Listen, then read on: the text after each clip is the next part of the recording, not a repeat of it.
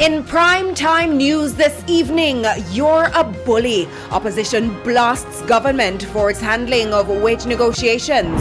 Police officers still waiting for answers before signing wage agreement. And residents of parts of St. Elizabeth and Manchester promised improved water supply. Good evening and welcome to Primetime News. You're on air and online at onespotmedia.com. I'm Giovanni Dennis. And I'm Janella Precious with a preview of what's to come in business news. Here's Andrea Chisholm. Janella, the central bank has announced that Jamaica's net international reserves has increased. What does that mean for the country? I'll give you details later in the business day. And Karen is also here with a preview of what's to come in sports. Well, Gio, the Reggae Boys head coach is ready for his first assignment on local soil. But Jamaica's laid-back style of doing business is annoying him.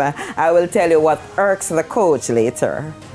Very interesting. And Romain is also here with a preview of the weather report and forecast. Romain? Thanks, Janelle. Now we have most of those clouds across the area evacuating, so sunnier skies are expected this weekend. Drier conditions also expected. We'll have more in the weather report and the forecast. There's also sports commentary and E-Prime in this newscast. But before the break, the feedback question. This evening we're asking, what has been your experience on the roads since the new Road Traffic Act took effect? You can share comments online, facebook.com/Television Jamaica, and tweet us at Television Jam 1. Stay with us. Primetime News returns right after this break.